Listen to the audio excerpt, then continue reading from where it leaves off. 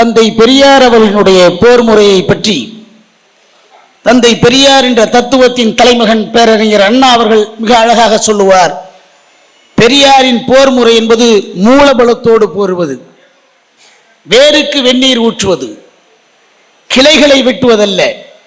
நோய் நாடி நோய் முதல் நாடி அது தணிக்கும் வாய் நாடி வாய்ப்பச் செயல். இங்கே RSS பரப்பக்கூடிய நோய்களை பற்றி பேசி இருக்கிறார்கள், பேச இருக்கிறார்கள். ஆனால் RSS பரப்பக்கூடிய நோய்களுக்கெல்லாம் அடித்தளமாக இருக்கக்கூடிய கிருமியை பற்றி நான் பேச வந்திருக்கிறேன்.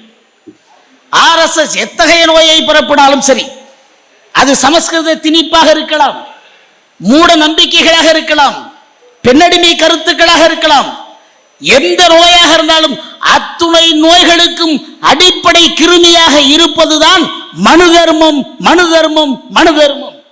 இதை கண்டறிந்து சொன்ன ஒரு அற்புதமான சமுதாய விஞ்ஞானி தான் தந்தை பெரியார். எனவேதான் இன்றைக்கு கூட நம்முடைய இளைஞர்கள், புதிய வரவுகள் சிலர் சந்தேகப்படலாம்.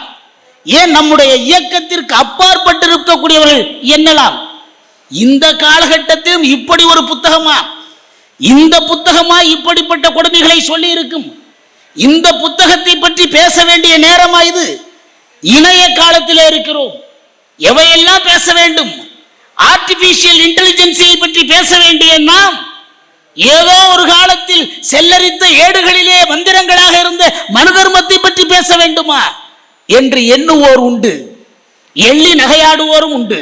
ஆனால் அருமை தோழர்களே, அது ஏதோ செல்லரித்த ஏடுகளில் இருந்த மந்திரம் அல்ல. அந்த மனு தர்மம் தான் இந்த நாட்டில் உங்களை, என்னை, நம்மை, நம் சமுதாயத்தை ஒவ்வொரு அசைவிலும் பின்னால் இருந்து இயக்கக்கூடிய மிகப்பெரிய ஆற்றல் படைத்த கிருமியாக இந்த மண்ணிலே விதைக்கப்பட்டது. எப்பொழுது விதைக்கப்பட்டது? தயவு செய்து தமிழின பெருமக்களே, இளைஞர்களே புரிந்து கொள்ள வேண்டும். இந்த நாட்டில் அறிவு மார்க்கமான பௌத்த மார்க்கத்தை அழித்து ஒழித்து, சமத்துவ சிந்தனையான பௌத்த சிந்தனையை அழித்து ஒழித்து, மிகப்பெரிய சூத்திர வம்சத்து அரசனான மௌரிய வம்சத்து அரசன் அவர் பிரகரதனை, அவனுக்கு படைத்தளபதியாக இருந்த புஷ்யமித்திர சுங்கன் என்ற பார்ப்பனன், அவன் தான் முதலில் இந்த மண்ணில் நடத்திய அரசியல் படுகொலை. அந்த படுகொலைக்கு பிறகுதான் அதற்கு முன்னால் வரையில் இந்த மண்ணில் மக்களில் இருந்த மதசார்பற்ற சட்டத்தை, செக்யூலரிசம் என்று சொல்லக்கூடிய மனித நேயத்திற்கான சட்டத்தை ஒழித்து மதவெறி கொண்ட சட்டத்தை திணிப்பதற்காக கொண்டு வரப்பட்ட ஒரு சட்ட தொகுப்பு நூல் தான் மனு தர்மம். அதைத்தான் இந்த மண்ணில் பார்ப்பனர்கள் நேரடியாக இது பார்ப்பனர்களால் உருவாக்கப்பட்டது என்று சொல்லுவார்களே, ஆனால் மக்கள் புரிந்து கொண்டு விடுவார்கள், விழித்தெழுது விடுவார்கள் என்ற எச்சரிக்கை உணர்வோடு இது கடவுளால் உருவாக்கப்பட்டது, கடவுளால் நமக்கு கையளிக்கப்பட்டது. எனவேதான் இதை யாரும் தர்க்கம் செய்துவிடக் கூடாது என்ற அந்த தன்மையோடு அதற்கு பூஜை புனஸ்காரங்களை வைத்து மிகப்பெரிய பண்பாட்டு படையெடுப்பை இந்த நாட்டில் நடத்தினார்கள். அருமை பெரியோர்களே, அன்பிற்கினிய தோழர்களே, இந்த மாநாட்டிலே நாம் சூளுரை ஏற்க இருக்கிறோம். அதற்கு முன்னால் ஒரு செய்தியை நாம் இந்த மக்கள் மன்றத்திலே கொண்டு சேர்க்க வேண்டும். மனு தர்மம் தான் இந்த நாட்டின் கேடுபாடுகளுக்கெல்லாம் மிகப்பெரிய அடித்தளம் என்பதை பெரியார் சொல்லவில்லை, சுயமரியாதை இயக்கம் சொல்லவில்லை, திராவிடர் கழகம் சொல்லவில்லை. அன்பிற்கினிய தோழர்களே, மகா பெரியவாள் சந்திரசேகரேந்திர சரஸ்வதி அவர்களுடைய அத்தியந்த நண்பர் சாட்சாத் அக்னிஹோத்திர ராமானுஜ தாத்தாச்சாரியார் அவர் எழுதியிருக்கக்கூடிய இந்து மதம் எங்கே போகிறது என்ற நூலிலே சொல்கிறார். ஆரியர்கள் ஆப்கானிஸ்தானத்தில் இருந்து வந்தார்கள். இந்த வருகின்ற பொழுது அவர்கள் வேண்டுமானால் பெண்களை அழைத்து வராமல் இருக்கலாம், ஆனால் அவர்கள் கையிலே மனுஸ்மிருதியை கொண்டு வந்தார்கள். அந்த மனுஸ்மிருதி தான் 4 வர்ணங்களை ஏற்படுத்தி சூத்திரர் என்ற ஒரு பிளவை உருவாக்கியது. அந்த மனுஸ்மிருதி தான் அதற்கும் உள்ளே சென்று சண்டாளர்கள் என்ற ஒரு பிரிவினையை உண்டாக்கியது. இந்த மனுஸ்மிருதி தான் இந்த மண்ணிலே நீண்ட நாட்களாக கிரிமினல் லாபாக, குற்றவியல் சட்டமாக இருந்திருக்கிறது என்று சுயமரியாதை இயக்கம் அல்ல, நம்முடைய ஆசிரியர் தமிழர் தலைவர் அல்ல, இந்து மதத்திற்கே வேதங்களுக்கே வியாக்கியானம் செய்த சாட்சாத் அக்னிஹோத்திர ராமானுஜ தாத்தாச்சாரியார் பதிவு செய்திருக்கிறார். அந்த மனு தர்மத்தை ஏதோ மன்னர்கள் காலத்தில் இல்ல, அன்னைக்கே இருந்தாங்க நம்ம நாட்டில். நாமெல்லாம் பெருமை மிகு மன்னர்கள் என்று சொல்கிறோமே, சோழர் பரம்பரை, சேரர் பரம்பரை என்று. மன்னாதி மன்னன் எல்லாம் இந்த நாட்டில் மனுநெறி தவறாமல் ஆட்சி நடத்துவதுதான் பெருமைக்குரியது என்று கருதிய காலம். ஏன் நம்ம நாட்டில் ஒரு மிகப்பெரிய படையெடுப்பு எப்படி நம்ம மக்களோட மூளையில திணிச்சிருக்கான்னா, பிறப்போக்கும் எல்லா உயிர்க்கும் சிறப்பவா செய்தொழில் வேற்றுமையா, சமத்துவத்தை போதித்த மறை திருக்குறள். ஆனா திருக்குறளுக்குள்ளே ஆபத்து வந்துருச்சுங்க. காஞ்சிபுரத்துல ஒரு கோயில்ல மணி அடிச்சுக்கிட்டு இருந்த பரிமேலழகர்ங்கிற பார்ப்பான் மனுவில் கூறியது ஏத்துக்கிட்டு விளக்கியதை ஒழித்தலும் மனு தர்ம செய்தியை கொண்டு வந்து திருக்குறள்ல திணிச்சாரு. சரி, பரிமேலழகர் தான் பாயிரத்தில் எழுதினார்னா, இன்றைக்கு நாகசாமிகளே தர்மசாஸ்திரங்களின் மறுவடிவம் தான் திருக்குறள் என்று சொல்லக்கூடிய சூழ்ச்சியை அரங்கேற்றுகிறார்கள். அதை தடுக்கக்கூடிய இயக்கமாக, தடுக்கின்ற இடமாக பெரியார் திடலும் அதன் தலைவர் தமிழர் தலைவர் வீரமணியும் தான் இருக்கின்றார் என்பதை நாம் தெளிவாக உணர்ந்து கொள்வோமே. ஆனால் அருமை தோழர்களே, மனு நீதி அல்ல, அது மனித அநீதி. மனு தர்மம் அல்ல, அது மனித அதர்மம். ஆம், உங்களுக்காக புரிய வேண்டும் என்பதற்காக சொல்கிறேன். அந்த பிரம்மாவானவர் இந்த உலகத்தை காப்பதற்காக தன்னுடைய முகம், தோள், தொடை, பாதம் இவைகளினின்று உண்டான பிராமண, சத்திரிய, வைசிய, சூத்திர வர்ணத்தாருக்கு இம்மைக்கும் மறுமைக்கும் உபயோகமான கர்மங்களை தனித்தனியாக பகுத்தார். சூத்திரனுக்கு இந்த 3 வர்ணத்தாருக்கும் பொறாமையின்றி பணி செய்வதை முக்கியமான தர்மமாக ஏற்படுத்தினார். அதை தாண்டி கொலை குற்றம் இந்த நாட்டிலே பிராமணனுக்கு தலையை முண்டிதம் செய்வது கொலை தண்டமாகும். மற்ற வர்ணத்தவருக்கு கொலை தண்டம் உண்டு. ஆக பார்ப்பனருக்கு கொலை குற்றம் கிடையாது, கொலை தண்டனை மரண தண்டனை என்பதே கிடையாது. ஆதித்த கரிகாலனின் கொலையில் பொன்னியின் செல்வன், நம்ம எல்லாம் பெருமையா நினைச்சிட்டு இருக்கோம் மணிரத்னம் படம் பொன்னியின் செல்வன், இந்த செய்தி மறைக்கப்பட்ட செய்தி. ஆதித்த கரிகாலனை கொலை செய்த 3 பார்ப்பனர்கள் என்று அடையாளம் கண்டாலும் கூட அந்த ராஜராஜ சோழன் அவர்களை கொலை தண்டனை கொடுக்காமல் ஊரை விட்டு வெளியே அனுப்பினார்.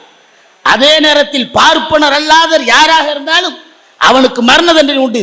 பெரியார் அவர்களின் கொச்சை மொழியில் சொல்ல வேண்டுமானால், பார்ப்பானின் மயிரும் தமிழனின் உயிரும் சமம் என்று சொல்லக்கூடிய ஒரு ஏற்றத்தாழ்வை நியாயப்படுத்தக்கூடிய மிக முக்கியமான கிருமிதான் மனு தர்மம். இதுதான் பெண்ணடிமைக்கும் அடித்தளம், இதுதான் மூட நம்பிக்கைக்கும் அடித்தளம், இதுதான் சமஸ்கிருத திணிப்புக்கும் அடித்தளம், இதுதான் மதவாதத்துக்கும் அடித்தளம், இதுதான் சமூக அநீதிக்கும் அடித்தளம், இதுதான் ஜாதி தீண்டாமைக்கும் அடித்தளம். யாரும் மறுத்து விட முடியாது. எனவேதான் மனு தர்மம் என்பது ஒரு புத்தகம் என்று கருதி விடாதீர்கள். அடக்குமுறை கருத்தியலின் கிடங்கு அது. அதுதான் இந்து மதத்தின் அச்சாணி, அதுதான் இந்து மதத்தின் ஆணிவேர்.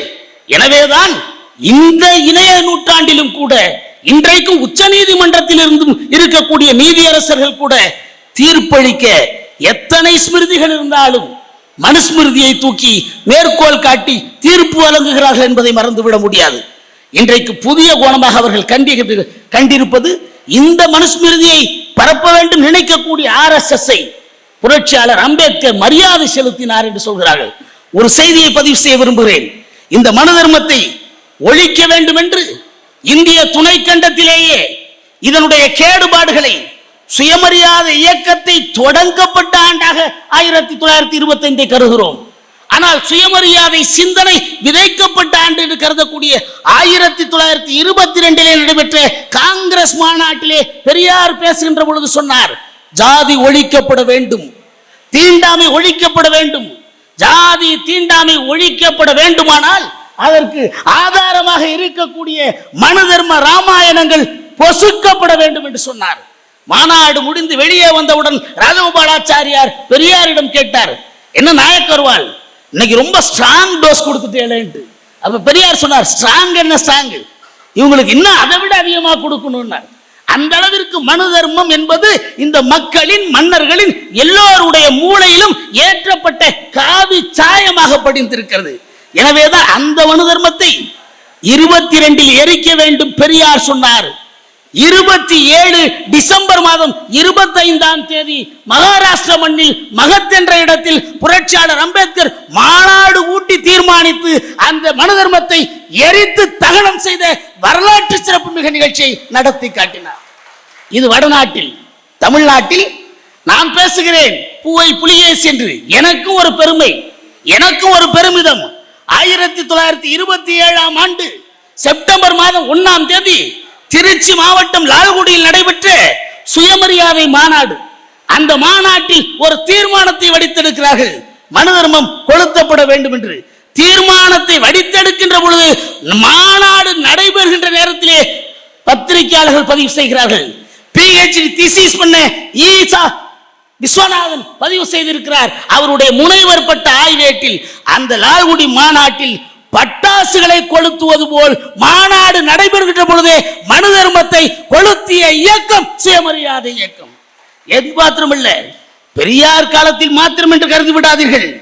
1981 இந்த மனு தர்மத்தை நாம் ஏன் எரிக்க வேண்டும்? நாம் ஏன் கொளுத்த வேண்டும்? அது ஏன் RSS அதை பரப்புகிறது? காலையிலே நம்முடைய கழக தலைவர், தமிழர் தலைவர் அவர்கள் பேசுகின்ற பொழுது கடைசியாக ஒரு செய்தியை சொன்னாரே, இந்த நாட்டில் நடைபெறக்கூடிய 2026 தேர்தல் என்பது கூட அது தேர்தல் போராட்டம் அல்ல. 2 புத்தகங்களை காட்டினார். ஒன்று அசல் மனு தர்ம சாத்திரம், இன்னொன்று புரட்சியாளர் அம்பேத்கர் அவர்களால் உருவாக்கப்பட்ட அரசியலமைப்பு சட்டம். ஆனால் இன்றைக்கு RSS அரசியல் வடிவம் BJP, சங் பரிவார் அமைப்புகள், இவை எல்லாவற்றிற்கும் தாய் அமைப்பாக இருக்கக்கூடிய RSS அதனுடைய ஒரு அமைப்பான விஸ்வ இந்து பரிஷத் 1981 பூனே நகரத்தில் நடத்திய மாநாட்டில் அவர்கள் இந்த மனு தர்மம் என்ற புத்தகத்தை அலங்கரித்து ஊர்வலமாக கொண்டு வந்தார்கள். அப்பொழுது மாத்திரமல்ல, 1992 ஏப்ரல் திங்கள் 18, 19 தேதிகளில் உங்களுக்கு இந்த செய்தியோடு நிறைவு செய்ய விரும்புகிறேன். அருமை பெரியோர்களே, மதுராவில் கூடிய விஸ்வ இந்து பரிஷத் நடத்திய இந்து வழக்கறிஞர்கள் மாநாடு. அந்த மாநாட்டிலே பேசிய சௌத்ரி சொன்னார், இந்த நாட்டிற்கு ஒரு சரியான சட்டம் என்று சொன்னால் அது அம்பேத்கர் அவர்களால் எழுதப்பட்ட அரசியலமைப்பு சட்டம் அல்ல, அதை தூக்கி கிடைத்துவிட்டு மனு தர்மத்தை அரசமைப்பு சட்டமாக ஆக்க வேண்டும் என்று பிரகடனப்படுத்தினார்கள். அந்த சட்டத்தை ஆக்க வேண்டும் என்று துடிக்கின்ற RSS அரசியல் வடிவம்தான் BJP. அந்த மனுவாத சிந்தனையினுடைய வெளிப்பாடுதான் தேசிய கல்விக் கொள்கை, நீட் நுழைவு தேர்வு, விஸ்வகர்மா யோஜனா என்று எண்ணற்ற மிகப்பெரிய மனு நீதி சிந்தனைகள் கோலோச்ச தொடங்குகிறது. எனவேதான் அருமை பெரியோர்களே, அன்பிற்கினிய இளைஞர்களே, திராவிடர் கழக தோழர்களே, சுயமரியாதை இயக்கத்தின் சொக்க தங்கங்களே, உங்களை பார்த்து நாங்கள் கேட்பது, புரட்சி கவிஞன் பாரதிதாசன் சொன்னார், இந்த நாட்டில் மனுவின் மொழி அறமானது ஒரு நாள், அதை மாற்றும் நாளே தமிழருக்கு திருநாள் என்று சொன்னால், அந்த நாளை பெரியார் காலம் அல்ல, நம்முடைய ஆசிரியர் தமிழர் தலைவர் வீரமணி அவர் காலத்தில் நாம் முடிக்காவிட்டால் வேறு எந்த காலத்தில் முடிப்பது? சூழலைப்போம். இது நமக்கு இறுதி யுத்தம். இந்த இறுதி யுத்தத்தில் மனு தர்மத்தை தூக்கி வரக்கூடிய RSS பரிவாரங்கள் எந்த வடிவத்தில் வந்தாலும் அந்த வடிவத்திற்கு தமிழ் மண்ணில் இடமில்லை, இடமில்லை, இடமில்லை. அதுதான் சுயமரியாதை இயக்க நூற்றாண்டு மாநாட்டினுடைய சூளுரை. நன்றி, வணக்கம்.